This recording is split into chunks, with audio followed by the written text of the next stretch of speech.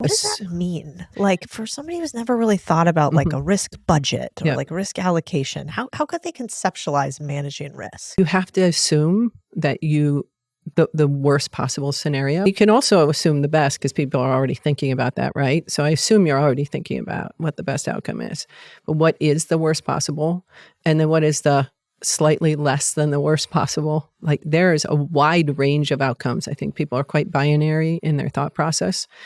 And what if? And then using examples from the marketplace that have happened before. People don't want to think GameStop's going to happen again. And you turn around and then there's another one.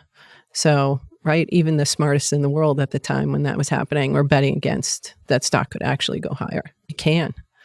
Did you bet against it? Do we bet against it? No. We get what we often do in those cases, we get out of the way. Yeah. And then we'll figure out a good way to play it because we're active in 3,000 to 4,000 public company names in their options every single day. So we have really broad portfolio. So there's a lot of things and we like to be where the volume is for sure. So that's why it's a really good way to think about it because by binary, basically meaning everybody thinks either I'm going to lose everything or I'm going to win everything. Yeah. And they're really at the broad end of both spectrums. That's right. As opposed to thinking, well, what would it look like if we just continuously won a little bit over time? Yeah. Or simultaneously continuously lost a little bit over time. Same thing. Yeah. Interesting. What I think is really interesting about you is a lot of what you talk about is, I even hate to use the word mindset because it's like almost touchy-feely and you're the opposite of that. You're like very quant.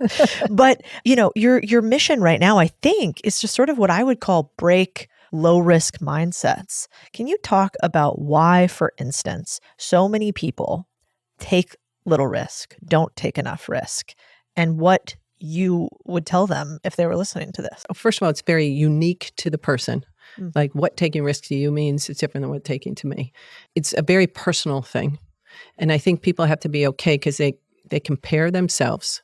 So if you self-assess where am I in this, give yourself a risk scale 1 to 10. And then what is the purpose? Do I have a purpose for taking more or less risk? And I think for most people that are listening to you or coming and listening to me, they are yearning, right? There is a desire. As much as I look like I take a lot of risk, nobody would have called me a risk taker when I was younger. You can actually learn it. You have to start. So what is a small risk for, if you're a young kid in school, it might be raising your hand in class, right? Okay, got over that first hurdle. Now, how do I get over the second hurdle? How do I get over the third hurdle? But I have to make it a conscious exercise for myself, which is why when we talk about poker, I like poker so much because every hand is taking a risk, right?